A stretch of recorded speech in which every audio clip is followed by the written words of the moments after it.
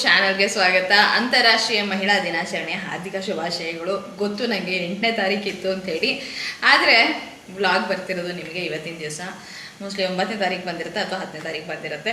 ಅಂತಾರಾಷ್ಟ್ರೀಯ ಮಹಿಳಾ ದಿನಾಚರಣೆನ ಪ್ರಪಂಚದಾದ್ಯಂತ ಆಚರಿಸ್ತೀವಿ. Once again happy women's day. Women's day ಯಾಕೆ ಆಚರಿಸ್ತೀವಿ ಅನ್ನೋ ಪ್ರಶ್ನೆ ಏನಾರು ನಿಮಗಿದ್ರೆ, ಅದು ಒಂದೇ ದಿವಸ ಮಾರ್ಚ್ 8ನೇ ತಾರೀಕೆ ಯಾಕೆ ಆಚರಿಸ್ಬೇಕು ಅನ್ನೋ ಪ್ರಶ್ನೆ ಏನಾರು ಇದ್ದರೆ ತುಂಬ ಸಿಂಪಲ್ ಉತ್ತರ, ದಿನ ಆಚರಿಸೋಕ್ಕಾಗಲ್ಲ, ಅದಕ್ಕೆ ಒಂದು ದಿವಸ ಆಚರಿಸ್ಬಿಟ್ಟು ಇನ್ನು ನಮಗೆ ಇನ್ನೊಂದು ವರ್ಷದವರೆಗೂ ಕಾಟ ಕೊಡಬೇಡಿ ಅಂತೇಳಿ ನೆಮ್ಮದಿಯಾಗಿರೋದಕ್ಕೆ ಅಂತೇಳಿ ತಮಾಷೆಗೆ ಹೇಳಿದ್ದು. ದಿನ ಆಚರಿಸೋದು ಸಂದರ್ಭಗಳು ಬಂದೇ ಬರುತ್ತೆ. ಸ್ತ್ರೀಯಾಗಿ ಹುಟ್ಟಿರ್ಬೋದು ಅಥವಾ ಪುರುಷನಾಗಿ ಹುಟ್ಟಿರ್ಬೋದು. ಪ್ರತಿಯೊಬ್ಬರಿಗೂ ಈ ಭೂಮಿ ಮೇಲೆ ಅವ್ರಿಗೆ ಅವ್ರದ್ದೇ ಆದೊಂದು ಸ್ಥಾನ ಇರುತ್ತೆ, ಅವ್ರದ್ದೇ ಆದೊಂದು ಕೆಲಸ ಇರುತ್ತೆ, ಜವಾಬ್ದಾರಿ ಇರುತ್ತೆ. ಎಲ್ಲರೂ ಮುಖ್ಯನೇ, ಎಲ್ಲವೂ ಕೂಡ ಮುಖ್ಯನೇ. ಆದರೆ ಒಂದೇ ಒಂದು ದಿವಸ ಯಾಕೆ ಸೆಲೆಬ್ರೇಟ್ ಮಾಡಬೇಕು ಅಂತ ಅನ್ನೋ ಪ್ರಶ್ನೆ ಇದ್ದರೆ, ದಿನ ಸೆಲೆಬ್ರೇಟ್ ಮಾಡೋಕ್ಕಾಗಲ್ಲ, ಅದಕ್ಕೋಸ್ಕರ ಒಂದು ದಿವಸ ಮಾಡೋದು ನಿಜವಾಗ್ಲೂ ತಮಾಷೆಗೆ ಹೇಳಿದ ಉತ್ತರ ಆದರೂ ಅರ್ಥ ಇರೋವಂಥ ಉತ್ತರ ಅಂತಾರೆ ನನಗನ್ಸುತ್ತೆ. ಯಾಕೆ ಅಂತಂದರೆ ದಿನನಿತ್ಯದ ಬದುಕಲ್ಲಿ ಆ ಒಂದು ರೊಟೀನಲ್ಲಿ ಎಲ್ಲ ಮುಳುಗೋಗಿರ್ತೀವಿ. ಅದು ಒಂದು ರೀತಿ ಏನಾಗಿರುತ್ತೆ ಅಂದರೆ ಅದೆಲ್ಲವೂ ಕೂಡ ಮಾಡಲೇಬೇಕಾಗಿರುತ್ತೆ ಜೀವನನ ಸಾಗಿಸೋದಕ್ಕೆ ಅನ್ನೋದು ಒಂದು ಕಡೆ. ಆದರೆ ದಿನ ಸೆಲೆಬ್ರೇಟ್ ಮಾಡೋ ಅಂಥ ವಿಶೇಷನೂ ಏನಿಲ್ಲ ಅಂತಲೂ ನನಗನ್ಸುತ್ತೆ. ಯಾಕೆ ಅಂತಂದರೆ ಭೂಮಿ ಮೇಲೆ ಹೆಣ್ಣಾಗಿ ಹುಟ್ಟಲಿ ಗಂಡಾಗಿ ಹುಟ್ಟಲಿ, ಯಾವುದೇ ರೀತಿ ತಮ್ಮನ್ನು ತಾವು ಗುರುತಿಸ್ಕೊಳ್ಳಿ, ಆ ಒಂದು ಏನಂತಾರೆ ಅವ್ರದ್ದೊಂದು ಜರ್ನಿ, ಅವ್ರದ್ದೊಂದು ಗ್ರೋತ್ ಅನ್ನೋದಿದೆಯಲ್ಲ, ಅದು ಎಲ್ಲರಿಗೂ ಮುಖ್ಯ ಆಗುತ್ತೆ. ಅದು ಲಿಂಗ ಪ್ರಧಾನವಾಗಿ ಏನಿರೋದಿಲ್ಲ. ಪ್ರತಿಯೊಬ್ಬರೂ ಕೂಡ ಈ ಭೂಮಿ ಮೇಲೆ ಹುಟ್ಟಿದವ್ರು ಎಲ್ಲರೂ ಕೂಡ ಏನೋ ಒಂದು ಕಲಿಬೇಕು, ಏನೋ ಒಂದು ಸಾಧಿಸಬೇಕು, ಏನೋ ಒಂದು ಬೆಳವಣಿಗೆನ ಕಾಣಬೇಕು ಅನ್ನೋ ಒಂದು ಇನ್ನರ್ ಅರ್ಜ್ ಅಂತೀವಲ್ಲ, ಅದು ಎಲ್ಲರಲ್ಲೂ ಇದ್ದೇ ಇರುತ್ತೆ. ಇಲ್ಲ ಅಂತಂದರೆ ಎಚ್ಚೆತ್ಕೊಂಡು ಅದನ್ನು ಕಾರ್ಯರೂಪ ತರೋದಕ್ಕೆ ಈ ಥರದ ದಿನಗಳು ಸಹಾಯ ಮಾಡುತ್ತೆ ಅಂತ ಅನಿಸುತ್ತೆ ನನಗೆ. ಅಂದರೆ ಕೆಲವ್ರಿಗಿರುತ್ತೆ, ಅಯ್ಯೋ ನಾವು ಬರೀ ಮನೇಲೇ ಇರ್ತೀವಿ, ಅಥವಾ ಹೊರಗಡೆ ಹೋಗಿ ಕೆಲಸ ಮಾಡ್ತಿದ್ರು ಏನಿದೆ, ದಿನ ಬೆಳಗ್ಗೆ ಹೇಳೋದು, ಅಡುಗೆ ತಿಂಡಿ ಮಾಡೋದು, ಗಂಡ ಮಕ್ಕಳು ಮದುವೆ ಆದವ್ರಿಗೆ, ಆಗಿಲ್ದಿದ್ದವ್ರಿಗೆ ದಿನ ಬೆಳಗ್ಗೆ ಹೇಳಿದ್ದು ನಮ್ಗೆ ಯಾರೂ ಸಹಾಯ ಮಾಡೋರಿಲ್ಲ, ನಮಗೆ ನಾವೇ ಮಾಡ್ಕೋಬೇಕು ಅಂಥೇಳಿ ಮನೆ ಕೆಲಸ ಎಲ್ಲ ಮುಗಿಸ್ಕೊಂಡು ಆಫೀಸ್ಗೆ ಹೋಗೋದು. ಈ ಥರ ಯಾವ ಥರ ನಿಮಗೆ ಫ್ಯಾಮಿಲಿ ಇರಲಿ ಇಲ್ಲದೆ ಇರಲಿ, ಯಾವ ಥರ ಸಂದರ್ಭದಲ್ಲೂ ಕೂಡ ರೊಟೀನ್ ಏನಿದೆಯಲ್ಲ ಅದನ್ನು ಫಾಲೋ ಮಾಡಿಕೊಂಡು ಆಫೀಸ್ಗೆ ಹೋಗೋದು, ಇಲ್ಲ ದಿನನಿತ್ಯದ ಕೆಲಸ ಮುಗಿಸ್ಕೊಂಡು ಮನೇಲಿರೋದು, ಇಷ್ಟೇ ಬದುಕು, ಇನ್ನೇನು ಇಲ್ಲ ಅನ್ನೋ ಒಂದು ಆ ಒಂದು ನಿರುತ್ಸಾಹ ಇಟ್ಕೊಂಡಾಗ ಈ ಥರದ ಒಂದು ದಿನಗಳು ಬರುತ್ತಲ್ಲ, ಅಂದರೆ ಸೆಲೆಬ್ರೇಟ್ ಮಾಡೋದು. ಒಂದು ವಿಮೆನ್ಸ್ ಅಂತಂದಾಗ ಸ್ತ್ರೀಯಾಗಿ ಹುಟ್ಟಿದ್ದು ಈ ಭೂಮಿ ಮೇಲೆ ಇದೊಂದು ವಿಶೇಷ, ಹಾಗಾಗಿ ಈ ದಿವಸ ನಾವು ಆಚರಿಸಿದ್ದೀವಿ ಅಂತ ಈ ಥರದ ದಿನಗಳು ಬಂದಾಗ ನಮಗೂ ಕೂಡ ಒಂದೆಲ್ಲೋ ಎಚ್ಚೆತ್ಕೊಳ್ಳೋದಕ್ಕೆ ಸಹಾಯ ಆಗುತ್ತೆ. ಹೌದಲ್ವಾ? ಹೆಣ್ಣಾಗಿ ನಾನು ಏನನ್ನು ಸಾಧಿಸಿದ್ದೀನಿ, ಏನು ಕೆಲಸ ಮಾಡಿದ್ದೀನಿ, ಅಥವಾ ಏನು ಕೊಡುಗೆನ ಕೊಟ್ಟಿದ್ದೀನಿ, ಏನು ಮಾಡಬಹುದು, ಅಥವಾ ಹೀಗೆ ಏನು 108 ಪ್ರಶ್ನೆಗಳನ್ನು ಹಾಕ್ಕೊಂಡು ಎಲ್ಲೋ ಒಂದು ಕಡೆ ಮುಂದಿನ ನೆಕ್ಸ್ಟ್ ಸ್ಟೆಪ್ನ ತಗೊಳ್ಳೋದಕ್ಕೆ ಸಹಾಯ ಮಾಡುತ್ತೆ ಅಂತ ನನಗನ್ಸುತ್ತೆ. ಸೊ ಹಾಗಾಗಿ ವಿಶೇಷವಾಗುತ್ತೆ. ತುಂಬ ಜನಕ್ಕೆ ಜೀವನದಲ್ಲಿ ಒಂದು ಪರ್ಪಸ್ ಇರ್ಬೋದು, ಅಥವಾ ಕೆಲಸ ಇರ್ಬೋದು, ಗೋಲ್ ಇರ್ಬೋದು, ಯಾವ್ದಾದ್ರು ಒಂದು ತೊಗೊಂಡ್ರು ಅದನ್ನು ಡಿಸೈಡ್ ಮಾಡ್ಕೊಳ್ಳೋದಕ್ಕೆ ಆಗಿರೋದಿಲ್ಲ. ಅದನ್ನೆಲ್ಲ ಈ ಥರದ ಒಂದು ದಿನ ಬಂದಾಗ ಯಾರದೋ ಒಂದು ಕಥೆನ ಕೇಳ್ತೀವಿ, ಎಲ್ಲೋ ಒಂದು ಕಡೆ ಮಾಡ್ತಿರೋಂಥ ಆಚರಣೆನ ನೋಡ್ತೀವಿ, ಒಬ್ಬರ ಸಾಧನೆನ ನೋಡ್ತೀವಿ. ಹೆಣ್ಣಾಗಿದ್ದು ಅಯ್ಯೋ ಹೆಂಗಸ್ರಿಗೆ ಮಾಡೋಕ್ಕಾಗಲ್ಲ ಅಂತ ಏನಾದ್ರು ತಲೆ ಒಳಗೆ ಇಟ್ಕೊಂಡಿದ್ರೆ ಯಾರದೋ ಒಬ್ಬರು ಸಾಧನೆನ ನೋಡಿದಾಗ ನಮಗೊಂದು ಆ ಇನ್ಸ್ಪಿರೇಷನ್ ಸಿಗತ್ತೆ. ಪರವಾಗಿಲ್ಲ, ಅವ್ರು ಈ ವಯಸ್ಸಲ್ಲೂ ಇದನ್ನು ಮಾಡ್ತೀಯಾರಾ, ಅಥವಾ ಇಷ್ಟು ಚಿಕ್ಕ ವಯಸ್ಸಿಗೆ ಈ ಕೆಲಸನ ಈ ಹುಡುಗಿ ಮಾಡಿದಾಳ ಅಂತ ಎರಡೂ ಥರನೂ. ಅಂದರೆ ಏನಾರೋ ಒಂದು ಕೆಲಸನ ಕೈಗೆತ್ಕೊಂಡು ಮಾಡಬೇಕು ಅಂತಂದರೆ ಅದಕ್ಕೆ ವಯಸ್ಸು, ದೇಶ, ಕಾಲ ಯಾವುದೂ ಕೂಡ ಗಮನದಲ್ಲಿ ಇಟ್ಕೋಬೇಕಾಗಿಲ್ಲ, ಅಥವಾ ತಲೆಯಲ್ಲಿ ಇಟ್ಕೋಬೇಕಾಗಿಲ್ಲ. ಮಾಡಬೇಕು ಅನ್ನೋ ಉತ್ಸಾಹ ಮತ್ತು ಮನಸ್ಸು ಎರಡು ಬೇಕಾಗಿರುತ್ತೆ. ಹಾಗೆಯೇ ಒಂದು ಪ್ಲ್ಯಾನ್ ಮಾಡಿಕೊಂಡು ಮುಂದುವರಿಬೇಕಾಗಿರುತ್ತೆ. ಎಲ್ಲೋ ಒಂದು ಕಡೆ ನಮ್ಮ ಒಂದು ದಿನನಿತ್ಯದ ಕೆಲಸ ಕೂಡ ಅದು ಕೂಡ ಅಷ್ಟೇ ಮುಖ್ಯ ಆಗಿರುತ್ತೆ.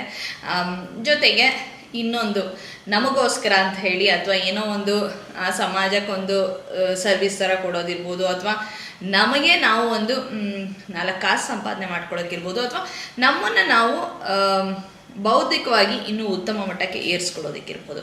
ಈ ಥರ ಎಲ್ಲ ಆಸ್ಪೆಕ್ಟ್ಗಳು ಒಂದೊಂದ್ಸತಿ ಏನಾಗುತ್ತೆ, ನಾವು ಆಲ್ರೆಡಿ ದುಡಿತಾ ಇದ್ದೀವಿ, ಆದರೆ ಎಲ್ಲೋ ಒಂದು ಕಡೆ ಇದ್ದಲ್ಲೇ ಇದ್ದೀವಿ, ಇಲ್ಲಿಂದ ಮೇಲಕ್ಕೆ ಏರೋಕ್ಕಾಗ್ತಿಲ್ಲ ಅನ್ನೋದು ಇರುತ್ತೆ. ಅಂಥ ಸಿಚುವೇಷನಲ್ಲಿ ನಮ್ಮನ್ನು ನಾವು ಬೌದ್ಧಿಕವಾಗಿ ಮೇಲೆ ಏರಿಸ್ಕೋಬೇಕಾಗತ್ತೆ. ಕೆಲವೊಂದು ಕೋರ್ಸ್ಗಳು ಮಾಡ್ಕೊಳ್ಳೋದು, ಅಥವಾ ಕೆಲವೊಂದು ಸ್ಕಿಲ್ಸ್ನ ಕಲ್ತ್ಕೊಳ್ಳೋದು ಈ ಥರದ್ದೆಲ್ಲ ಮಾಡಿಕೊಂಡು ಮೇಲೆ ಬರಬೇಕಾಗತ್ತೆ. ಏನೋ ಮಾಡ್ತಿಲ್ಲ ಅಂತಂದರೆ ಏನೋ ಒಂದು ಚಿಕ್ಕ ಪುಟ್ಟ ಪ್ರಯತ್ನ ಮಾಡ್ಕೊಂಡು ಯಾವುದೋ ಒಂದು ಸಣ್ಣ ಪುಟ್ಟ ತರಬೇತಿಗಳನ್ನು ತೊಗೊಂಡು ಕೆಲಸಗಳಿಗೆ ಹೋಗೋದಕ್ಕೂ ಕೂಡ ಪ್ರಯತ್ನ ಪಡ್ಬೋದಾಗಿರುತ್ತೆ. ಸೊ ಈ ಥರದ್ದೆಲ್ಲದೂ ಕೂಡ ಏನಂತಾರೆ, ಒಂದು ರೀತಿ ಕಣ್ಣು ಮುಂದೆ ಒಂದು ಏನಂತಾರೆ, ಒಂದು ಫ್ರೇಮಲ್ಲಿ ಎಲ್ಲ ಬಂದು ನಮ್ಮನ್ನು ಎಚ್ಚೆತ್ಸೋಂಥ ದಿನ ಆಗತ್ತೆ ಈ ಥರದ ಸೆಲೆಬ್ರೇಷನ್ಗಳನ್ನು ಮಾಡಿದಾಗ ಅಂತ ಹೇಳ್ಬೋದು. ಸೊ ನಿನ್ನೆಯಿಂದ ವ್ಲಾಗ್ ಮಾಡಿದ್ದೀನಿ. ಈ ವ್ಲಾಗು ತುಂಬ ಅಂದರೆ ಒಂದು ಅಮೆಝಾನಿಂದ ತರಿಸಿದ ಶಾಪಿಂಗು, ಹಾಗೆಯೇ ವಾಂಗಿಬಾತ್ ಪುಡಿನ ಬಳಸ್ಕೊಂಡು ಮೆಂತ್ಯ ಸೊಪ್ಪನ್ನು ಹಾಕಿ ಬಾತ್ ಮಾಡಿದ ರೆಸಿಪಿ, ಇದೆಲ್ಲದನ್ನು ಕೂಡ ನೀವು ನೋಡ್ತೀರಾ ಚಿಕ್ಕ ಪುಟ್ಟದ್ದು. ಬಟ್ ಈ ಸಂದರ್ಭದಲ್ಲಿ ವ್ಲಾಗ್ ಮಾಡಿ ನಿಮ್ಮ ಜೊತೆ ವ್ಲಾಗ್ನ ಹಂಚ್ಕೊಂಡ್ರೆ ನಿಮಗೂ ಕೂಡ ಇಷ್ಟ ಆಗುತ್ತೆ ಅಂತ ಅನಿಸ್ತು, ಹಾಗಾಗಿ ಈ ವ್ಲಾಗು. ಸೊ ನಿನ್ನೆಯಿಂದ ಏನೇನೆಲ್ಲ ಆಯಿತು ಅಂತ ನೋಡ್ಕೊಂಡು ಬನ್ನಿ, ಆಮೇಲೆ ಸಿಗ್ತೀನಿ, ಮಾತಾಡ್ತೀನಿ. ಬೆಳಗಿನ ಸಮಯ ಇವಾಗ ತಿಂಡಿ ಮಾಡ್ತಾಯಿದ್ದೀನಿ. ಇವತ್ತಿನ ದಿವಸ ಮೆಂತ್ಯದ ದೋಸೆ ಮಾಡ್ತಾಯಿದ್ದೀನಿ. ನೆನ್ನೆನೂ ಕೂಡ ಮೆಂತ್ಯದ ದೋಸೆ ಆಗಿತ್ತು. 2 ದಿವಸ ಮಾಡೋಷ್ಟು ಹಿಟ್ಟಂತೂ ಖಂಡಿತ ಆಗಿರುತ್ತಲ್ವ. ಇಡ್ಲಿ ಹಿಟ್ಟಾಗಲಿ ದೋಸೆ ಹಿಟ್ಟಾಗಲಿ ಮಿನಿಮಮ್ 2 ದಿವಸಕ್ಕೆ ಆಗೋಷ್ಟಂತೂ ಹಿಟ್ಟು ತಯಾರಾಗೇ ಆಗುತ್ತೆ. ಮೋಸ್ಟ್ಲಿ ಎಲ್ಲರ ಮನೇಲೂ ಹಾಗೆ ಅಂತಲೇ ಅಂದ್ಕೊಳ್ತೀನಿ. ಅಥವಾ ಒಂದು ದಿವಸ ಮಾಡಿಬಿಟ್ಟು ಗ್ಯಾಪ್ ಕೊಟ್ಟು ಇನ್ನೊಂದು ದಿವಸ ಮಾಡ್ಬೋದು. ಅಥವಾ ಪೂರ್ತಿ ಹಿಟ್ಟು ರುಬ್ಬಾದ್ಮೇಲೆ ಅರ್ಧ ಹಿಟ್ಟನ್ನು ಹುದುಗ್ ಬರೆಸ್ದೆ, ಅಂದರೆ ಫರ್ಮೆಂಟೇಷನ್ಗೆ ಇಡದೇನೆ ಹಾಗೆ ಫ್ರಿಜ್ಜಲ್ಲಿ ಇಟ್ಬಿಟ್ಟು ಒಂದು ದಿವಸ ಗ್ಯಾಪ್ ಕೊಟ್ಬಿಟ್ಟು ನಂತರ ಫರ್ಮೆಂಟ್ ಮಾಡಿ ಬಳಸೋದು, ಹೀಗೆ ಕೂಡ ಮಾಡ್ತಾರೆ ಅನಿಸುತ್ತೆ. ಒಟ್ಟಿನಲ್ಲಿ ಹೇಳಬೇಕು ಅಂದರೆ 2 ದಿವಸ. ಇದಕ್ಕಿಂತ ಹೆಚ್ಚಾಗಿ ಕೂಡ ಮಾಡೋದನ್ನು ನಾನು ನೋಡಿದ್ದೀನಿ, ಅಂದರೆ ಒಂದು ವಾರಗಟ್ಟಲೆ. ಬಟ್ ಅದಷ್ಟು ಒಳ್ಳೆಯದಲ್ಲ. ಇಲ್ಲಿ ನಾವು ಎಲ್ಲ ಪದಾರ್ಥಗಳನ್ನು ನೆನೆಸಿರ್ತೀವಿ. ನೆನೆಸ್ದಾಗಲೇ ಬೇಳೆ ಕಾಳುಗಳೆಲ್ಲ ಏನಿರುತ್ತಲ್ಲ, ಅಕ್ಕಿ ಇರ್ಬೋದು ಅಥವಾ ಉದ್ದಿನಬೇಳೆ, ಎಲ್ಲದೂ ಕೂಡ ಫರ್ಮೆಂಟೇಷನ್ ಆ ಪ್ರೋಸೆಸ್ ಸ್ಟಾರ್ಟ್ ಆಗೇ ಇರುತ್ತೆ ಅಂತಲೇ ಹೇಳ್ಬೋದು. ರುಬ್ಬಿ ಇಟ್ಟ ಮೇಲೆ ಅದು ರೈಸ್ ಆಗುತ್ತೋ ನಮಗೊಂದು ರೀತಿ ಕಣ್ಣಿಗೆ ಕಾಣೋ ಹಾಗೆ ಆಗೋದ್ರಿಂದ ನಮಗದು ಫರ್ಮೆಂಟ್ ಆಗ್ತಿದೆ ಅಂತ ಗೊತ್ತಾಗುತ್ತೆ. ನೆನೆಸಿಟ್ಟ ಆ ಕ್ಷಣದಿಂದನೇ ಅದು ಫರ್ಮೆಂಟೇಷನ್ ಪ್ರೋಸೆಸ್ಸು ಸ್ಟಾರ್ಟ್ ಆಗುತ್ತೆ ಅಂತಲೇ ಹೇಳ್ಬೋದು. ಹಾಗಾಗಿ ಅತಿಯಾಗಿ ಹುಳಿ ಬರೆಸಿರುವಂತಹ ದೋಸೆ ಹಿಟ್ಟು, ಇಡ್ಲಿ ಹಿಟ್ಟು ಇತ್ತೀಚಿನ ದಿನಗಳಲ್ಲಿ ನೀವು ಯೂಟ್ಯೂಬಲ್ಲಿರ್ಬೋದು ಅಥವಾ ಯೂಟ್ಯೂಬ್ ಶಾರ್ಟ್ಸು ಅಥವಾ ರೀಲ್ಸಲ್ಲಿರ್ಬೋದು ನೀವು ಗಮನಿಸಿರ್ಬೋದು, ಫುಲ್ಲು ಮಿಲೆಟ್ ದೋಸೆ ಅಂತ ತೋರಿಸ್ತಾರೆ, ಅಥವಾ ಮಾಮೂಲಿ ದೋಸೆ ಹಿಟ್ಟಿರ್ಬೋದು, ಪೂರ್ತಿ ಹುಳಿ ಬಂದುಬಿಟ್ಟಿರತ್ತೆ, ಪೂರ್ತಿ ನೊರೆ ಆಗೋಗಿರುತ್ತೆ. ಆ ಥರ ಮಾಡಿಕೊಂಡು ದೋಸೆ ಇಡ್ಲಿ ಮಾಡ್ಕೊಂಡು ತಿನ್ನೋದು ಅಷ್ಟೇನು ಆರೋಗ್ಯಕ್ಕೆ ಒಳ್ಳೆಯದಲ್ಲ. ನಮಗೆ ಅದರಿಂದ ಸಿಗಬೇಕಾಗಿರುವಂತಹ ಒಳ್ಳೆಯ ಅಂಶ ಏನಿದೆಯಲ್ಲ ಅದಂತೂ ಖಂಡಿತ ಸಿಗಲ್ಲ ಅಂತಲೇ ಹೇಳ್ಬೋದು. ಆಮೇಲೆ ಅಸಿಡಿಟಿ ಸಮಸ್ಯೆ ಇರೋರ್ಗಂತೂ ತುಂಬಾ ಅದು ದುಷ್ಪರಿಣಾಮ ಬೀರುತ್ತೆ. ಹಾಗಾಗಿ ಅತಿಯಾಗಿ ಹುಳಿ ಬರೆಸ್ಕೊಂಡು ತಿನ್ನೋದು ಕೂಡ ಮಾಡಬಾರ್ದು. ಮೆಂತ್ಯ ದೋಸೆ ಮಾಡ್ತಾಯಿದ್ದೀನಿ. ಮೆಂತ್ಯ ದೋಸೆ ಜೊತೆಗೆ ನೆಂಚ್ಕೊಳ್ಳೋದಕ್ಕೆ ಚಟ್ನಿ ಮಾಡ್ತಾಯಿದ್ದೀನಿ. ಕೊತ್ತಂಬರಿ ಸೊಪ್ಪು ಆಮೇಲೆ ಹಸಿರು ಮೆಣಸಿನ್ಕಾಯಿ ಹಾಕ್ಬಿಟ್ಟು ಸಿಂಪಲಾಗಿ ಒಂದು ಚಟ್ನಿ ಮಾಮೂಲಾಗಿ ಮಾಡೋವಂಥದ್ದು, ಹುರ್ಗಡ್ಲೆ ಸ್ವಲ್ಪ ಹಾಕಿ ಚಟ್ನಿ ಮಾಡ್ತಾಯಿದ್ದೀನಿ. ಕೊತ್ತಂಬರಿ ಸೊಪ್ಪು, ನಾನೇನು ಕೊತ್ತಂಬರಿ ಸೊಪ್ಪಿನ ಅಭಿಮಾನಿ ಅಲ್ಲ. ಅಂದರೆ ಕೆಲವ್ರಿಗೆ ಇರುತ್ತಲ್ವ, ಎಲ್ಲದಕ್ಕೂ ಕೊತ್ತಂಬರಿ ಸೊಪ್ಪನ್ನ ಹೆಚ್ಚು ಹಾಕೋದು ಅಥವಾ ಕೊತ್ತಂಬರಿ ಸೊಪ್ಪು ಹಾಕಿದ್ರೇ ವಿಶೇಷ ಅಂತಲೂ. ನನಗೆ ಕೊತ್ತಂಬರಿ ಸೊಪ್ಪಿನ ವಿಷಯದಲ್ಲಿ ನಾನು ಸ್ವಲ್ಪ ಸೋಂಬೇರಿ ಅಂತಲೇ ಹೇಳ್ಬೋದು. ತರೋದು ತಂದ ತಕ್ಷಣ ಅದನ್ನು ಕ್ಲೀನ್ ಮಾಡಿ ಫ್ರಿಜ್ಜಲ್ಲಿ ಎತ್ತಿಟ್ಕೊಳ್ಳೋದು, ಕಡ್ಡಿ ಎಲ್ಲ ಸಪ್ರೇಟ್ ಮಾಡೋದು, ಕೆಲವರು ಆ ಕಡ್ಡಿನೆಲ್ಲ ಬಳಸ್ತಾ ಇರ್ತಾರೆ ಬೇರೋದಕ್ಕೆ. ನಿಜವಾಗ್ಲೂ ಸಾಕಷ್ಟು ತಾಳ್ಮೆ ಇರುತ್ತೆ ಅಂತ ಅನಿಸುತ್ತೆ. ನನಗಂತೂ ನಾವೇನೋ ಕ್ಲೀನ್ ಮಾಡಬೇಕು ಅಂತ ಅದನ್ನು ಮಾಡಿ ಕ್ವಿಕ್ಕಾಗಿ ಇಟ್ಕೊಳ್ಳೋದು ಅಷ್ಟೇ. ಒಂದೊಂದು ಸತಿ ಹಾಗೆ ಇಟ್ಬಿಟ್ಟು ಯಾವಾಗ ಬಳಸಕ್ಕೆ ಬೇಕೋ ಆವಾಗ, ಈಗ ನಿಮ್ಮ ಮುಂದೆನೇ ಬಿಡಿಸಿಟ್ಕೊಂಡಲ್ಲ ಈ ಥರ ಬಿಡಿಸಿ ಅದನ್ನು ಒಂದು ಕಪ್ನಲ್ಲಿ ನೀರು ಹಾಕ್ಬಿಟ್ಟು ಆ ಕೊತ್ತಂಬರಿ ಸೊಪ್ಪನ್ನ ಹಾಕಿಡ್ತೀನಿ. ಆವಾಗ ಏನಾಗುತ್ತೆ ಅಂದರೆ ಅದರಲ್ಲಿರೋವಂಥ ಮಣ್ಣೆಲ್ಲ ತಳದಲ್ಲಿ ಕೂರುತ್ತೆ. ಆಮೇಲೆ ತೆಗೆದು ತೊಳೆದು ಹೆಚ್ಚಾಕೋಬೋದು. ಇವಾಗಲೂ ಕೂಡ ಅದನ್ನೇ ಮಾಡ್ತಾಯಿನಿ. ಒಂದು ಬೌಲಿಗೆ ಹಾಕಿಟ್ಕೊಂಡಿನಿ. ಇದಕ್ಕೊಂದು ಸ್ವಲ್ಪ ಕುಡಿಯೋ ನೀರನ್ನ ಹಾಕ್ತೀನಿ. ಯಾವಾಗಲೂ ನಾನು ಸೊಪ್ಪುಗಳನ್ನು ತೊಳಿಬೇಕಾದ್ರೆ ಕುಡಿಯೋ ನೀರನ್ನು ಹಾಕ್ತೀನಿ. ಯಾಕೆಂದರೆ ಅದರಲ್ಲಿ ಅಲ್ಪ ಸ್ವಲ್ಪ ನೀರಿನಂಶ ಉಳಿದ್ರೂ ನಿಶ್ಚಿಂತೆಯಿಂದ ಅಡುಗೆಗೆ ಬಳಸ್ಕೋಬೋದು. ಈ ಮಾಮೂಲಿ ನಲ್ಲಿಲಿ ಬರೋ ಸಿಂಕಲ್ಲಿ ಬರೋ ನೀರನ್ನು ಹಾಕೋದಕ್ಕೆ ನಾನಷ್ಟು ಪ್ರಿಫರ್ ಮಾಡೋದಿಲ್ಲ. ಸೊ ಇವಾಗಲೂ ಅದನ್ನೇ ಮಾಡ್ತಾಯಿನಿ. ಆಮೇಲೆ ಇನ್ನೊಂದೇನು ನನಗನ್ಸೋದು ಅಂದರೆ, ನಾವು ಅಡುಗೆ ಮಾಡಿ ತಕ್ಷಣ ಬಳಸ್ತೀವಿ ಅಂದರೆ ಕೊತ್ತಂಬರಿ ಸೊಪ್ಪನ್ನ ಎಷ್ಟು ಹಾಕ್ಕೊಂಡ್ರೂ ಪರವಾಗಿಲ್ಲ. ಇಲ್ಲ ಅದನ್ನು ಇಟ್ಟು ಬೆಳಗ್ಗೆ ಮಾಡಿದ್ದನ್ನು ಮಿಕ್ತು ಅಂಥೇಳಿ ಮಧ್ಯಾಹ್ನ ಊಟ ಮಾಡೋದು ಅಥವಾ ಮಧ್ಯಾಹ್ನ ಮಾಡಿದ್ದನ್ನು ಸಂಜೆಗೆ ತಿನ್ನೋದು ಇದ್ದರೆ ಕೊತ್ತಂಬರಿ ಸೊಪ್ಪು ಹಾಕಿದ್ರೆ, ಅಂದರೆ ಬಿಸಿ ಕುದೀತಿದ್ದಾಗ ಬೇಯ್ತಿದ್ದಾಗ ಹಾಕಿದ್ರೆ ಪರವಾಗಿಲ್ಲ. ನೀವು ಹಾಗೆ ಮೇಲ್ಗಡೆ ಅಲಂಕಾರಕ್ಕೆ ಅಂದರೆ ಗಾರ್ನಿಷಿಂಗಿಗೆಲ್ಲ ಹಾಕ್ತೀರಾ ಅಂತಂದರೆ ಅದು ಒಂದು ರೀತಿ ಹಳಸ್ದಾಗ ಆಗುತ್ತೆ. ಆಮೇಲೆ ಪೂರ್ತಿ ಏನು ಡಿಶ್ ಇರುತ್ತಲ್ಲ ಅದನ್ನೇ ಕೆಡಿಸುತ್ತೇನೋ ಅಂತ ನನಗನ್ಸುತ್ತೆ. ಅದ್ರ ಫ್ಲೇವರ್ನ, ಫ್ರೆಶ್ನೆಸ್ನ ಹಾಳು ಮಾಡುತ್ತೆ. ಹಾಗಾಗಿ ಕೊತ್ತಂಬರಿ ಸೊಪ್ಪನ್ನ ನಾನು ಸ್ವಲ್ಪ ಹಾಕೋದು ಅವಾಯ್ಡ್ ಮಾಡ್ತೀನಿ. ಆಮೇಲೆ ಇನ್ನೊಂದೇನು ಅಂದರೆ, ನನಗೇನು ಅಷ್ಟು ಎಲ್ಲದಕ್ಕೂ ಹಾಕೋದ್ರಿಂದ ಇದ್ರ ಅಡುಗೆಯ ಒಂದು ರುಚಿ ಹೆಚ್ಚುತ್ತೆ ಅಥವಾ ಈ ಫ್ಲೇವರಿಂದ ಅದರ ಟೇಸ್ಟ್ ಎನ್ಹ್ಯಾನ್ಸ್ ಆಗುತ್ತೆ ಅಂತ ಏನು ಅನಿಸೋದಿಲ್ಲ. ಆದರೆ ಸಾರಿಗೆ ಮಾತ್ರ ನೀವು ಕುದೀತಿರ್ಬೇಕಾದ್ರೆ ಸ್ವಲ್ಪ ಕೊತ್ತಂಬರಿ ಸೊಪ್ಪನ್ನ ಹೆಚ್ಚಾಕಿದ್ರೆ ವಿಶೇಷವಾದ ಘಮ ರುಚಿ ಎರಡು ಅಂತೂ ಖಂಡಿತ ಬರುತ್ತೆ.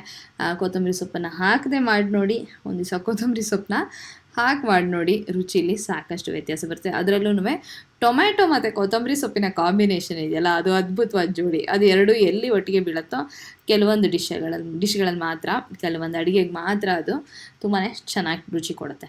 ಸೊ ಚಟ್ನಿಗೆ ಒಂದು ಒಗ್ಗರಣೆನ ಮಾಡಿದೆ. ಇವಾಗ ಚಟ್ನಿ ರೆಡಿ ಆಯಿತು. ಮೆಂತ್ಯ ದೋಸೆ, ತುಪ್ಪ, ಚಟ್ನಿ ನಮ್ಮನೆ ತಿಂಡಿ. ಈ ಕಾಂಬಿನೇಷನ್ ಅಂತೂ ನನಗೆ ತುಂಬ ಇಷ್ಟ ಆಗುತ್ತೆ. ಮೆಂತ್ಯ ದೋಸೆ ರುಚಿನೇ ಚೆಂದ, ಘಮನೂ ಚೆಂದ, ನೋಡೋಕ್ಕೂ ಕೂಡ ಬಣ್ಣ ತುಂಬ ಚೆನ್ನಾಗಿ ಬಂದಿರುತ್ತೆ. ನಾನು ನಿಮಗೆ ತೋರಿಸ್ತೀನಿ. ಇದಕ್ಕೆ ನಾನು ಯಾವ ಅವಲಕ್ಕಿ ಆಗಲಿ, ಮೈದಾ ಹಿಟ್ಟು, ಚಿರೋಟಿ ರವೆ, ಇವತ್ತಿನ ದಿವಸ ಏನೆಲ್ಲ ನೋಡ್ತೀವಲ್ವ ನಾವು ಯೂಟ್ಯೂಬಲ್ಲಿ, ಅದು ಏನೇನು ಹಿಟ್ಟು ಕೈಗೆ ಸಿಗುತ್ತೋ ಎಲ್ಲದನ್ನು ಒಗೆದು ಅಂತಲೇ ಹೇಳ್ಬೋದು ಒಂದು ದೋಸೆನ ಮಾಡಿ ಕ್ರಿಸ್ಪಿಯಾಗಿ ಕೆಂಪಗಿರ್ಬೇಕು ಅಷ್ಟೇ. ಅದರಿಂದ ಎಷ್ಟು ಆರೋಗ್ಯನೋ ಎಷ್ಟು ರುಚಿನೋ ದೇಹಕ್ಕೆ ಏನಾಗುತ್ತೋ ಅದೆಲ್ಲ ಯಾರಿಗೆ ಬೇಕಾಗಿದೆ. ಒಟ್ಟಿನಲ್ಲಿ ಎಲ್ಲ ಹಿಟ್ಟನ್ನು ಕೊನೆಗೆ ಸಕ್ಕರೆ, ಉಪ್ಪು. ಹೊಸದಾಗಿ ಒಂದು ವಿಷಯ ನಂಗೆ ತಿಳಿತು, ಅದನ್ನು ಕೇಳಂತೂ ನಂಗೆ ಗಾಬರಿನೇ ಆಗೋಯ್ತು. ಏನು ಅಂದರೆ ಇಡ್ಲಿ ಸಾಫ್ಟಾಗಿ ಫ್ಲಫಿಯಾಗಿ ಬರಬೇಕು ಅಂಥೇಳಿ ಇಡ್ಲಿ ಹಿಟ್ಟಿಗೆ ಎಣ್ಣೆನ ಹಾಕ್ತಾರಂತೆ. ಇದನ್ನು ಕೇಳಿ ನನಗಂತೂ ಒಂದು ನಿಮಿಷ ಒಂಥರ ಶಾಕ್ ಆಗೋಯ್ತು. ಹೊರಗಡೆ ಹೋಟ್ಲುಗಳಲ್ಲಿ ಇದು ಇವತ್ತಿನ ದಿವಸ ಚಾಲ್ತಿಯಲ್ಲಿದೆಯಂತೆ. ನಿಜವಾಗ್ಲೂ ತುಂಬಾ ಭಯ ತರಿಸುವಂಥ ವಿಷಯ. ನಾವೇನು ಅಂದರೆ ಇಡ್ಲಿ ಅಂದರೆ ತುಂಬ ಹೆಲ್ತಿಗೆ ಒಳ್ಳೆಯದು, ಸ್ಟೀಮ್ ಆಗಿರುವಂಥದ್ದು, ಆರೋಗ್ಯಕ್ಕೆ ಒಳ್ಳೆಯದು ಅನ್ಕೋತೀವಲ್ವ. ನೋಡಿ ಇಡ್ಲಿಗೂ ಕೂಡ ಒಂದು ದುರ್ಗತಿಯಾಗಿದೆ. ಏನು ಅಂದರೆ ಅದಕ್ಕೂ ಕೂಡ ಎಣ್ಣೆನ ಸೇರಿಸ್ತಾರಂತೆ. ಅದನ್ನು ಎಷ್ಟು ಓಪನಾಗಿ ಹೇಳ್ಕೊತಾ ಇರ್ತಾರೆ. ತುಂಬ ಚೆನ್ನಾಗಿ ಬರುತ್ತೆ.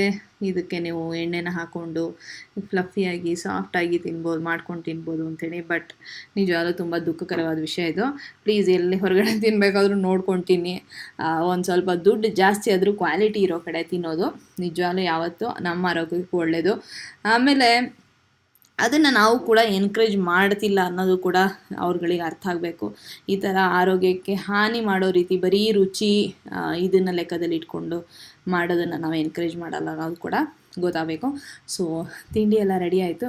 ಆರಾಮಾಗಿ ತಣ್ಣಗೆ ಕೂತ್ಕೊಂಡು ತಿಂಡಿ ತಿನ್ನೋಣ ಅಂಥೇಳಿ ಅದಾದ್ಮೇಲೆ ಕೂತೀನಿ.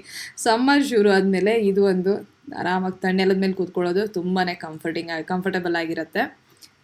ಬೆಳಗ್ಗೆ ವ್ಲಾಗ್ ಮಾಡ್ತಾಯಿದ್ದೆ, ತಿಂಡಿ ಮಾಡ್ತಿದ್ದಾಗ ವ್ಲಾಗ್ ಮಾಡ್ತಿದ್ದೆ.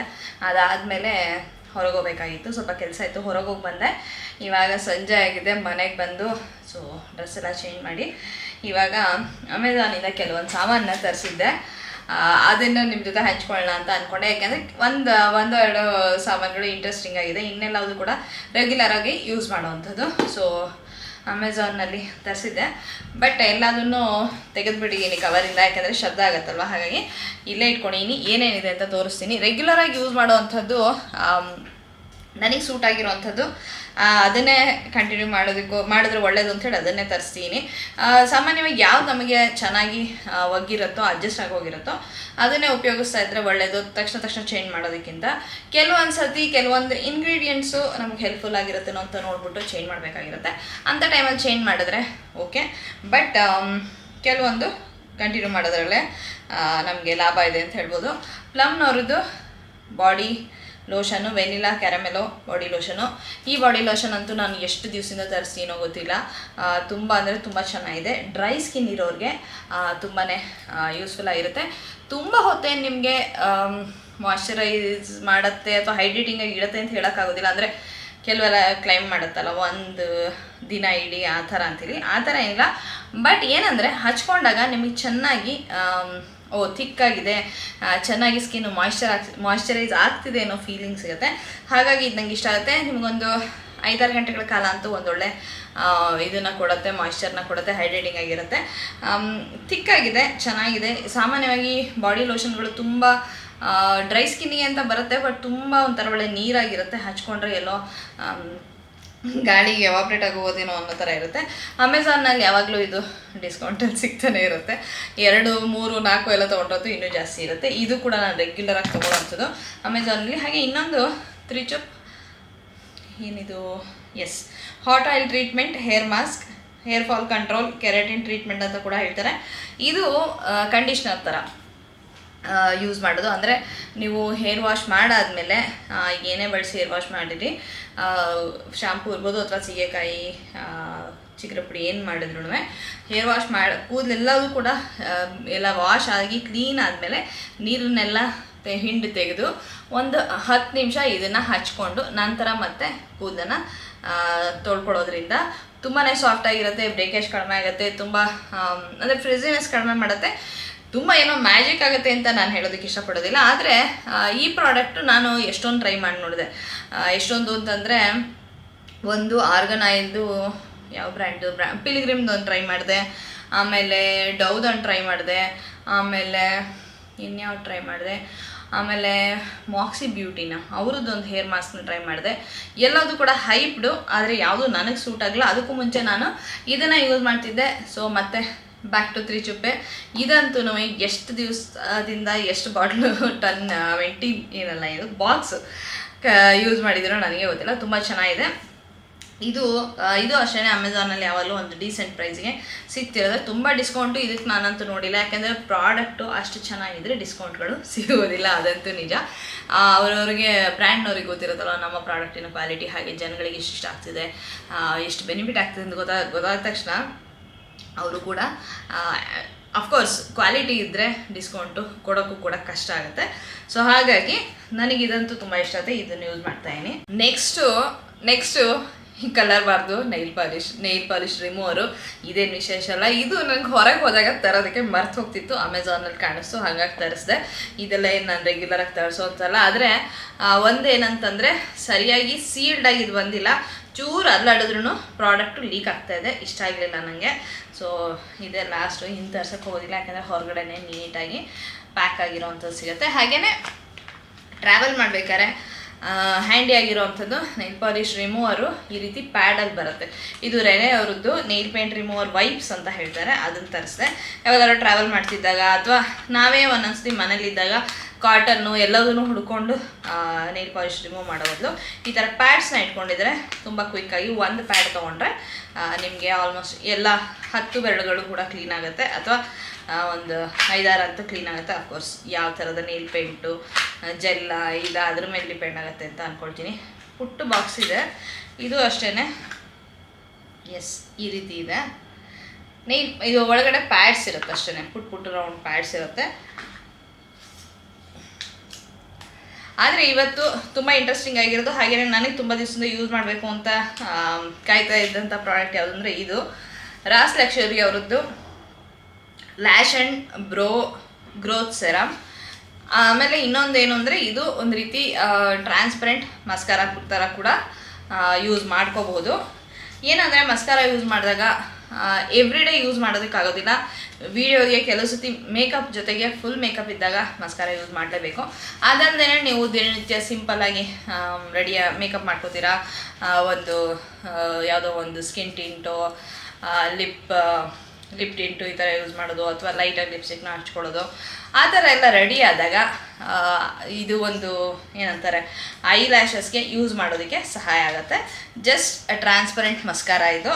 ಆದರೆ ಇದು ಬರ್ತಾನೆ ಇಲ್ಲ, ಅದನ್ನೇ ಟ್ರೈ ಮಾಡ್ತಾಯಿದ್ದೀನಿ. ಎಸ್, ಹೊರಗೆ ಬಂತು. ಇದು ಇದು ಪ್ಯಾಕೇಜಿಂಗ್ ಹೀಗಿತ್ತು. ಒಳಗಡೆ ಬಾಟ್ಲು ಈ ರೀತಿಯಾಗಿದೆ, ತುಂಬಾ ಚೆನ್ನಾಗಿದೆ. ಗ್ಲಾಸ್ ಬಾಟಲು ಹೆವಿಯಾಗಿದೆ, ತುಂಬ ಲಕ್ಸುರಿಯಸ್ ಆಗಿದೆ ಅಂತಾರೆ ಹೇಳ್ಬೋದು. ರಾಸ್ ಲಕ್ಷರಿ ಅವ್ರದ್ದು ಇದು ಔಟರ್ ಪ್ಯಾಕೇಜು, ಒಳಗಡೆ ಬಾಟ್ಲ್ ಈ ಥರ ಇದೆ. ಬಾಟಲ್ ತುಂಬ ಚೆನ್ನಾಗಿದೆ, ತುಂಬ ಒಂಥರ ಲಕ್ಸುರಿಯಸ್ ಆಗಿದೆ. ಗ್ಲಾಸ್ ಬಾಟಲ್ಲು, ಪ್ಲಾಸ್ಟಿಕ್ ಏನೂ ಇಲ್ಲ, ಹೆವಿ ಇದೆ. ಇದು ನಿಮಗೆ ಅವ್ರು ಹೇಳೋ ಪ್ರಕಾರ ಐಬ್ರೋಸು ಥಿನ್ನಾಗಿದ್ದರೆ ಸ್ಕ್ಯಾಂಟಿ ಐಬ್ರೋಸಿಗೆ ಥಿಕ್ಕಾಗೋದಕ್ಕೂ ಹೆಲ್ಪ್ ಮಾಡುತ್ತೆ. ಹಾಗೆಯೇ ಐ ಲ್ಯಾಶಿಗೆ ನೀವು ಒಂದು ರೀತಿ ಟ್ರಾನ್ಸ್ಪರೆಂಟ್ ಮಸ್ಕಾರ ಥರ ಯೂಸ್ ಮಾಡ್ಬೋದು ಅಂಥೇಳಿ ಡೇ ಟು ಡೇ ಯೂಸೇಜ್ಗೆ ಹೇಳಿ ಮಾಡಿಸಿದ್ದು. ಹಾಗೆ ಮಸ್ಕಾರಾಗಿ ಇದನ್ನು ಪ್ರೈಮರ್ ಥರ ಕೂಡ ಉಪಯೋಗಿಸ್ಬೋದು. ಅಂದರೆ ಇದನ್ನು ಹಚ್ಕೊಂಡು ಇದ್ರ ಮೇಲೆ ನೀವು ಮಸ್ಕಾರನ ಹಚ್ಕೋಬೋದು. ಸೊ ಒಂದು ರೀತಿ ನಿಮ್ಮ ಐ ಲ್ಯಾಶಸ್ ಏನಿದೆಯಲ್ಲ ಅದು ಏನಂತಾರೆ ಅದ್ರ ಪ್ರೊಟೆಕ್ಟೆಡ್ ಆಗಿರುತ್ತೆ ಅಂತ ಹೇಳ್ಬೋದು. ಸೊ ಇದನ್ನು ಟ್ರೈ ಮಾಡಬೇಕು ಅಂತಿತ್ತು. ಇದು ಫಾರೆಸ್ಟ್ ಎಸೆನ್ಷಿಯಲ್ಸ್ನವ್ರದ್ದು ಇದೆ, ಸೇಮ್ ಪ್ರಾಡಕ್ಟ್ ಇದೆ. ಇದು ರಾಸ್ ಲಕ್ಷರಿ ಅವ್ರದ್ದು. ನಾನು ರಾಸ್ ಲಕ್ಷರಿ ಅವ್ರದ್ದು ಮಾಯ್ಶ್ಚರೈಸರ್ ಯೂಸ್ ಮಾಡಿದ್ದೀನಿ, ಆಮೇಲೆ ಸುಮಾರು ಪ್ರಾಡಕ್ಟ್ಗಳು ಯೂಸ್ ಮಾಡಿದ್ದೀನಿ. ನನಗೆ ಅವ್ರದ್ದು ಲಿಪ್ ಟಿಂಟ್ಗಳು, ಲಿಪ್ ಆಯಿಲ್ಗಳು ಇಷ್ಟ ಆಗುತ್ತೆ, ತುಂಬ ಚೆನ್ನಾಗಿದೆ, ಒಳ್ಳೆ ಬ್ರ್ಯಾಂಡು. ಎಲ್ಲದೂ ಕೂಡ ನಾನು ಲಿಂಕನ್ನು ಹಾಕಿರ್ತೀನಿ ಕಾಮೆಂಟ್ ಸೆಕ್ಷನಲ್ಲಿ, ಪಿನ್ ಕಾಮೆಂಟಲ್ಲಿರುತ್ತೆ. ಇಲ್ಲ ಅಕಸ್ಮಾತ್ ಹಾಕಿಲ್ಲ ಅಂತಂದರೆ ನೀವು ಕೇಳಿ, ಲಿಂಕ್ನ ಶೇರ್ ಮಾಡ್ಕೊಳ್ತೀನಿ. ಸೊ ಇದಿಷ್ಟು ಅಮೆಝಾನಿಂದ ತರಿಸಿದ್ದು, ಇದನ್ನು ಶೇರ್ ಮಾಡ್ಕೊಳ್ಳೋಣ ಅಂತ ಅಂದ್ಕೊಂಡೆ. Good morning. ನೆನ್ನೆ ಶಾಪಿಂಗ್ನ ಏನೇನು ತರಿಸಿದೆ ಅಂತ ಹೇಳಿ ತೋರಿಸ್ತಾ ಇದ್ದೆ, ಅದನ್ನು ನೋಡಿದ್ರಿ. ಅದಾದಮೇಲೆ ಇನ್ನೇನು ಬ್ಲಾಗ್ ಮಾಡಿಲ್ಲ, ಇವಾಗಲೇ ಮಾಡ್ತಿರೋದು. Good morning. 11 ಗಂಟೆ ಆಗಿದೆ. ಗುಡ್ ಆಫ್ಟರ್ನೂನ್ ಆಗೋಕ್ಕೆ ಬರ್ತಾ ಇದೆ. ಬಿಸಿಲಾಗಲಿ ಜೋರಾಗಿದೆ. ಸಮ್ಮರು ಪೂರ್ತಿ ಶುರುವಾಗ್ತಾ ಇದೆ. ಯುಗಾದಿ ಹೊತ್ತಿಗೆ ಒಂದು ಚಿಕ್ಕ ಪುಟ್ಟ ಮಳೆ ಬರುತ್ತಾ ನೋಡಬೇಕು. ಸಮ್ಮರ್ ಶುರುವಾಗಿದೆ ಅಂಥೇಳಿ ಇನ್ನೊಂದು ಇಂಡಿಕೇಶನ್. ಮೊದಲನೇ ಮಲ್ಲಿಗೆ ಹೂ ಬಿಟ್ಟಿತ್ತು. ಮನೇಲಿ ಬಿಟ್ಟಿದ್ದು ಮಲ್ಲಿಗೆ ಹೂ ಒಂದಾಗಲಿ ಎರಡಾಗಲಿ ಎಷ್ಟು ಗಮ್ಮಂತಿರುತ್ತಲ್ವ. ಇದನ್ನ ನೀರಲ್ಲಿ ಹಾಕಿಟ್ಟೀನಿ, ಸ್ವಲ್ಪ ಸುತ್ತಮುತ್ತ ಎಲ್ಲ ಘಮಘಮ ಅಂತಿರುತ್ತೆ ಅಂತೇಳಿ 5 ಸುತ್ತಿಂದು ಅನ್ಸುತ್ತದು. ಸೊ ಶಾಪಿಂಗಿಂದ ನಾನು ತೋರಿಸಿದ್ನಲ್ಲ, ಅದರಲ್ಲಿ ಯಾವ್ದು ತೊಗೊಳ್ತಿರೋ ಬಿಡ್ತಿರೋ ಗೊತ್ತಿಲ್ಲ. ಬಟ್ ಒಂದಂತೂ ನನಗೆ ಸಜೆಸ್ಟ್ ಮಾಡಬೇಕು ಅಂತ ಅನ್ಸೋದು ಯಾವುದು ಅಂದರೆ ರಾಸ್ ಲಕ್ಷರಿ ಅವ್ರದ್ದು ಐಬ್ರೋ ಮತ್ತು ಐಲ್ಯಾಶಸ್ಗೆ ಏನು ಮಸ್ಕಾರ 2 in 1 ಥರ ಯೂಸ್ ಮಾಡ್ಬೋದಲ್ಲ, ಅದಂತೂ ತುಂಬ ಚೆನ್ನಾಗಿದೆ ಅಂತ ನನಗೆ ಅನಿಸ್ತು. ಯೂಸ್ ಮಾಡಿ ನೋಡಿದೆ. ಈ ಬೇರೆ ಮಸ್ಕಾರಗಳು ತೊಗೊಂಡಾಗ ಏನಾಗುತ್ತೆ ಅಂದರೆ ಬೇಗ ಅದು ಎಕ್ಸ್ಪೈರಿ ಡೇಟು 3 ತಿಂಗಳು 6 ತಿಂಗಳಿಗೆ ಚೇಂಜ್ ಮಾಡಬೇಕಾಗತ್ತೆ. ಆಮೇಲೆ ಗಟ್ಟಿಯಾಗಿ ಹೋಗುತ್ತೆ, ಯೂಸ್ ಮಾಡೋಕ್ಕಾಗೋದಿಲ್ಲ. ಸೊ ಅದಂತೂ ಬಿಕಾಸ್ ಅದರೊಳಗೆ ಏನೇನೋ ಒಳ್ಳೊಳ್ಳೆ ಆಯಿಲ್ಸು ಅದು ಇದು ಏನೇನೋ ಇದೆ. ಸೊ ಗ್ರೋತಿಗೂ ಹೆಲ್ಪ್ ಆಗುತ್ತೆ. ಎಷ್ಟೊಂದು ಜನ ತೆಳ್ಳಗಿದೆ ಐಬ್ರೋಸ್ ಎಲ್ಲ, ಗ್ರೋತಿಗೆ ಏನಾರೋ ಇದು ಸೆರಮು ಅದು ಇದು ಅಂತಿರ್ತಾರೆ. ಸೊ ಇದು 2 in 1 ಥರ ಐಬ್ರೋ ಸೆಟ್ಟಿಂಗ್ ಮಾಡೋದಕ್ಕೂ ಕೂಡ ಇದಾಗುತ್ತೆ. ಮಸ್ಕಾರ ಥರ ಕೂಡ ವರ್ಕ್ ಆಗುತ್ತೆ. ಸೊ ಇವಾಗ ಅಡುಗೆ ಮಾಡಬೇಕು. ಬ್ಯಾಕ್ಗ್ರೌಂಡಲ್ಲಿ ಅದು ಇದು ನಾಯ್ಸ್ ಕೇಳಿಸ್ತಾ ಇದೆ. ಅಡುಗೆ ಮಾಡಬೇಕು. ಮೆಂತ್ಯದ ಸೊಪ್ಪು ಬಟಾಣಿ ಹಾಕ್ಬಿಟ್ಟು ಒಂದು ವಾಂಗಿ ಬಾತ್ ಮಾಡೋಣ ಅಂತೇಳಿ, ವಾಂಗಿ ಬಾತಲ್ಲ ಬಾತ್ ಮಾಡೋಣ ಅಂತೇಳಿ. ವಾಂಗಿ ಬಾತಿನ ಪೌಡ್ರು ಲಾಸ್ಟ್ ವಿಡಿಯೋದಲ್ಲಿ ನಾನು ಶೇರ್ ಮಾಡಿದೆ, ನೀವು ನೋಡಿಲ್ಲ ಅಂದರೆ ನೋಡ್ಕೊಂಡು ಬನ್ನಿ. ಸೊ ಅದೇ ಪುಡಿನ ಬಳಸ್ಕೊಂಡು ಮೆಂತ್ಯ ಸೊಪ್ಪು ನೆನ್ನೆ ಎಲ್ಲ ಕ್ಲೀನ್ ಮಾಡಿ ಇಟ್ಕೊಂಡ್ಬಿಟ್ಟೆ. ಆಮೇಲೆ ಹೀರೆಕಾಯಿ ತೊವೆ ಮಾಡೋಣ ಅಂಥೇಳಿ ಇದೆರಡು ಮಾಡಬೇಕು. ಮಾಡಿದ್ರೆ ಅಡುಗೆ ಕೆಲಸ ಮುಗಿದಂಗೆ. ಎಲ್ಲ ತರಕಾರಿ ಎಲ್ಲ ತೊಳೆದು ಹೆಚ್ಚೋದಲ್ಲ, ಅಟ್ಲೀಸ್ಟ್ ಕ್ಲೀನ್ ಮಾಡ್ಕೊಂಡು ಇಟ್ಕೊಂಡ್ರೆ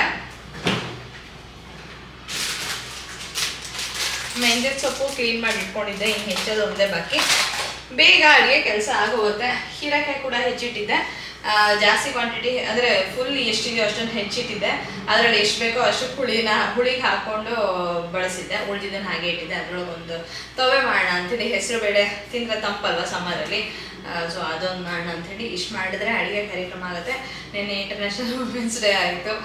ನೀವೆಲ್ಲ ಹೇಗೆ ಸೆಲೆಬ್ರೇಟ್ ಮಾಡಿದ್ರಿ? ನಾನಂತೂ ಸೆಲೆಬ್ರೇಷನ್ನು ಅಂತಂದರೆ ಇವಾಗ ಎಕ್ಸಾಮ್ ಟೈಮ್ ನಡೀತಾ ಇದೆ, ಹಾಗಾಗಿ ಸೆಲೆಬ್ರೇಷನ್ ಅಂತ ಏನಿಲ್ಲ. ಏನು ಚಿಕ್ಕ ಪುಟ್ಟ ಹೊರಗೆ ಹೋಗ್ತೀವೋ, ಶಾಪಿಂಗ್ ಮಾಡ್ತೀವೋ, ತಿಂತೀವೋ, ಅದೇ ಸೆಲೆಬ್ರೇಷನ್ ಅಂತ ಅಂದ್ಕೊಳ್ಳೋದು ಅಷ್ಟೇ. ಯಾಕೆಂತಂದರೆ ಎಕ್ಸಾಮ್ ಸೀಸನ್ ನಡೀತಿದ್ದಾಗ ICSE, CBSE, ಸ್ಟೇಟ್ ಬೋರ್ಡು ಎಲ್ಲ ಶುರುವಾಗೋಗಿದೆ. ಹಾಗಿದ್ದಾಗ ಏನು ಸೆಲೆಬ್ರೇಷನ್ನು, ಅದಕ್ಕೋಸ್ಕರ ಸ್ಪೆಷಲ್ ಹೊರಗೆ ಹೋಗೋದು ಈ ಸೀನ್ ಇರೋದೇ ಇಲ್ಲ. ಸೊ ನೀವೇನು ಹೇಗೆ ಸೆಲೆಬ್ರೇಟ್ ಮಾಡಿದ್ರಿ ಖಂಡಿತ ಕಾಮೆಂಟ್ ಸೆಕ್ಷನಲ್ಲಿ ಬರೆದು ತಿಳಿಸಿ.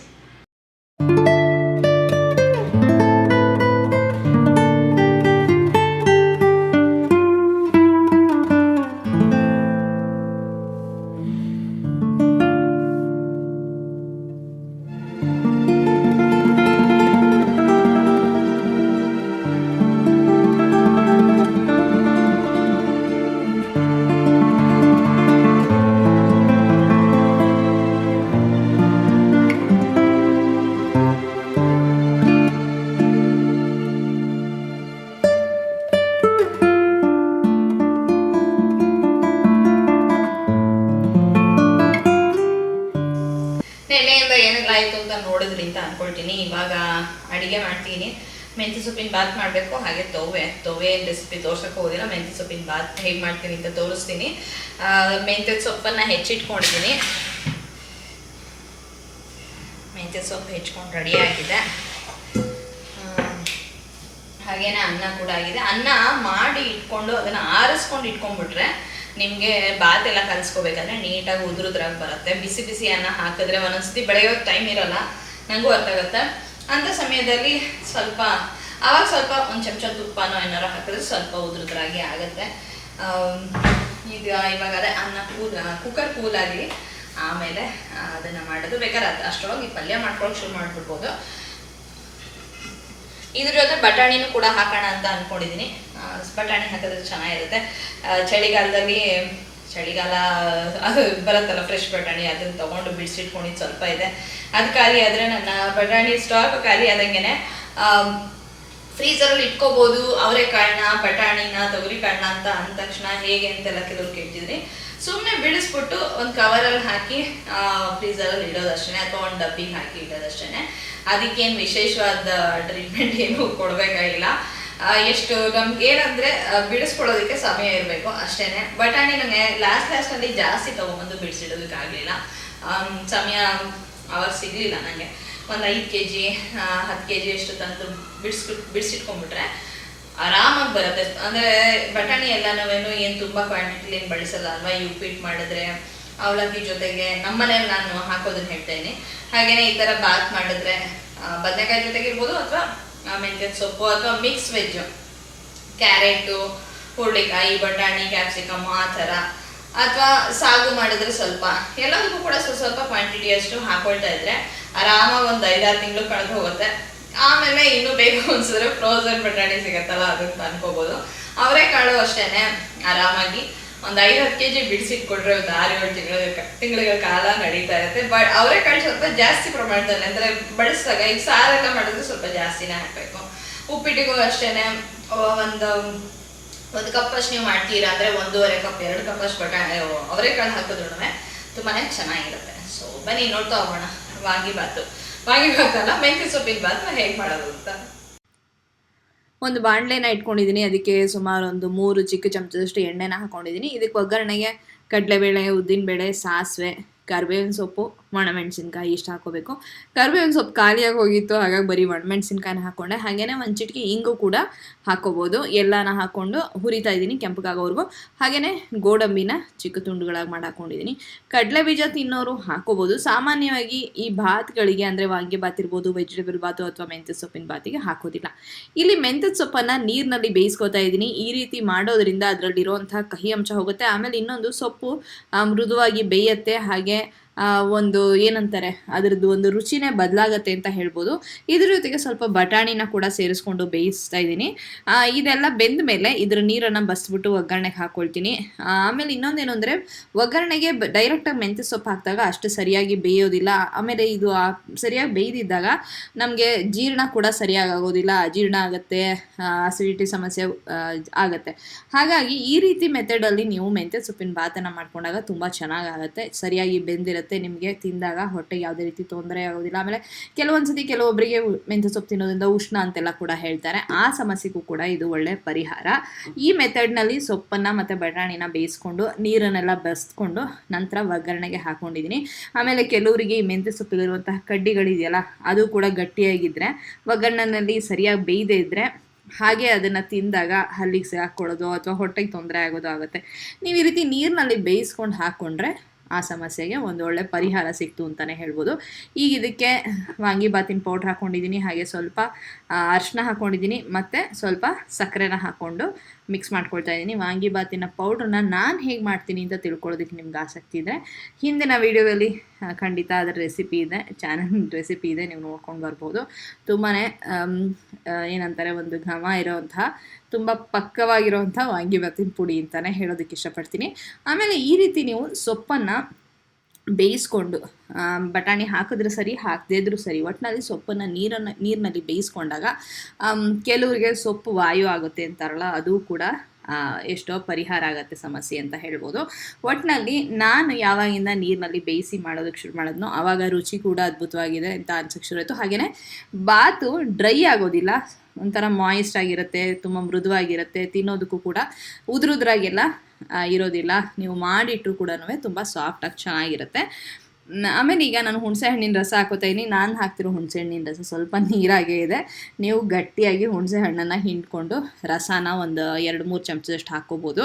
ನಾನಿಲ್ಲಿ ಸ್ವಲ್ಪ ನೀರನ್ನು ಜಾಸ್ತಿ ಹಾಕಿ ನೆನೆಸಿಟ್ಕೊಂಡಿದ್ದೆ ಹುಣಸೆ ಹಣ್ಣನ್ನು ಸಾರು ಹುಳಿಗೆಲ್ಲ ಬೇಕಾಗೋ ಹಾಗೆ.